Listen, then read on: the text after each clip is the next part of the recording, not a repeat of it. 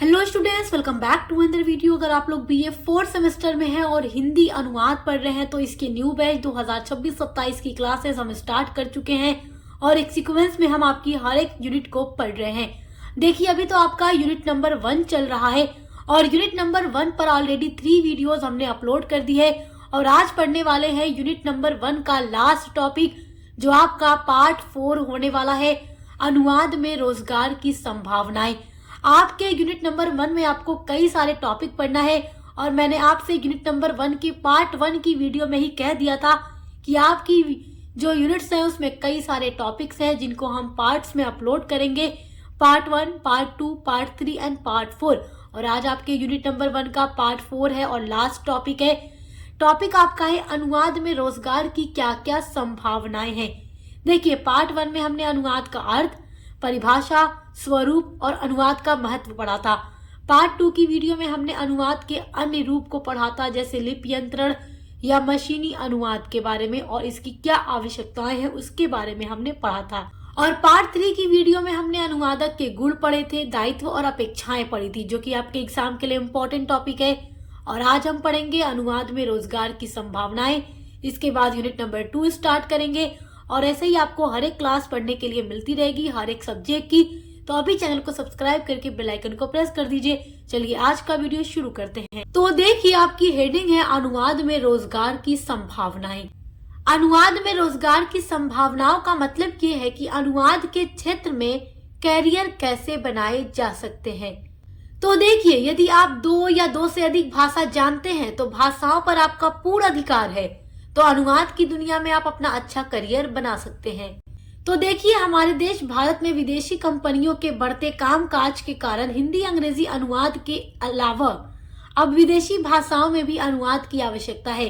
यहाँ पर वही लाइन 2 बार रिपीट हो गई थी, इसलिए इसको कट कर दिया है। चलिए ठीक है, उम्मीद करती हूँ आप समझ रहे होंगे। यहाँ पर तो अनुवाद में रोजगार की संभावना का मतलब यही है कि यदि कोई व्यक्ति 2 या 2 से अधिक भाषाएं जानता है तो वो भाषा के क्षेत्र में, अनुवाद के क्षेत्र में अपना करियर बना सकता है। क्योंकि देखिए, हमारे भारत में विदेशी कंपनियों के बढ़ते कामकाज के कारण विश्व की अलग अलग भाषाओं में अनुवाद करने की आवश्यकता बढ़ रही है, जिससे कोई भी युवा अनुवाद के क्षेत्र में अपना करियर इजीली बना सकता है।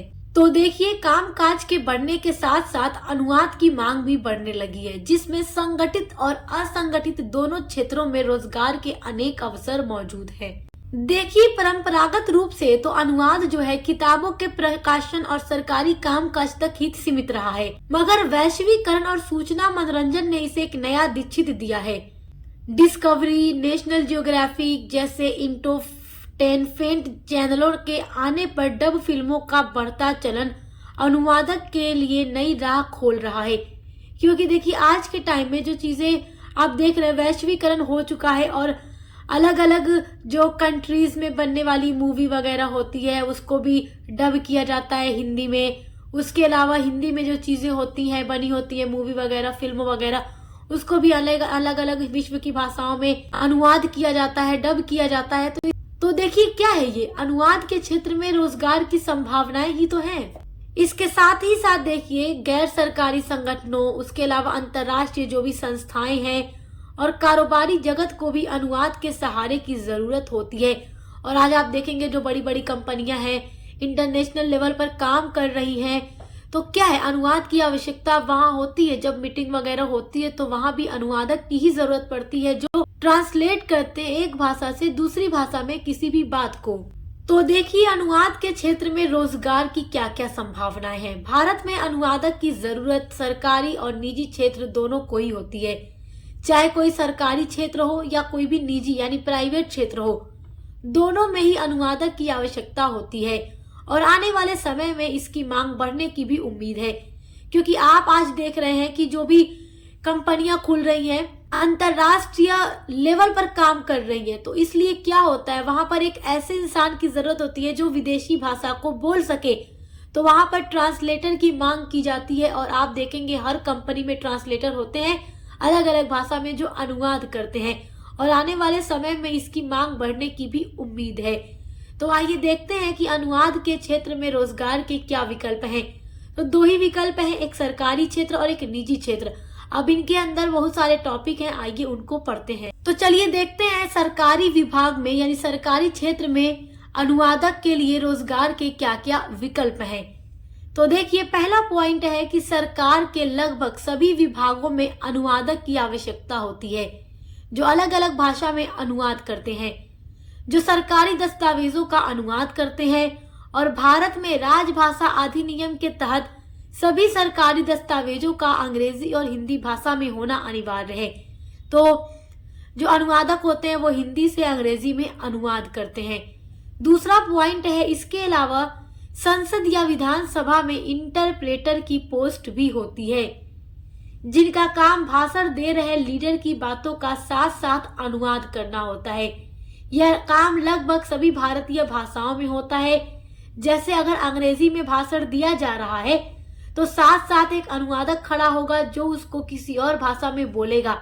चाहे अगर लीडर जो है इंग्लिश में भाषण दे रहे हैं तो अनुवादक उनकी भाषा को हिंदी में अनुवाद करेगा या विश्व की किसी भी भाषा में अनुवाद करेगा जिसकी वहां पर जरूरत होगी। तो इस तरीके से आप ये समझ सकते हैं कि जिस भी भाषा में भाषण दिया जाएगा और वहां पर अगर लोग जो बैठे होंगे उस भाषा में न समझ पाए तो अनुवादक की आवश्यकता वहां पर होती है जो एक भाषा से दूसरी भाषा में तुरंत ही अनुवाद करके बताएगा।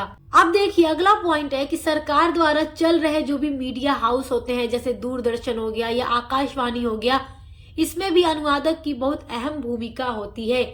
देखिए आपने देखा होगा कि आकाशवाणी या दूरदर्शन पर आने वाले सभी जो समाचार होते हैं, जो न्यूज होती है, वो किसी एक भाषा में नहीं होती बल्कि कई भाषाओं में होती है और यह काम भी अनुवादकों का ही होता है कि वो न्यूज को, उस समाचार को हर भाषा में अनुवाद कर देते हैं ताकि जो व्यक्ति जिस भाषा में चाहे देख सके। अब देखिए अगला पॉइंट है कि भारत के सभी बैंकों में भी अनुवादक की जगह होती है जो कि वाणिज्य से जुड़ी जो भी नीतियां होती है, जो भी नियम होते हैं उनका अनुवाद करते हैं जिस भी भाषा में जरूरत हो। क्योंकि देखिए हर जगह अनुवादक की आवश्यकता है। तो सरकारी विभाग में आपने देखा कि कहां कहां पर अनुवादक की आवश्यकता होती है। तो कोई भी व्यक्ति अगर चाहे तो वो अनुवाद के फील्ड में अपना कैरियर बना सकता है क्योंकि इसमें रोजगार की संभावनाएं हैं। अब देखते हैं निजी क्षेत्र में क्या क्या संभावनाएं हैं। आइए अब देखते हैं कि निजी क्षेत्र में अनुवादक के रोजगार के क्या क्या विकल्प हैं।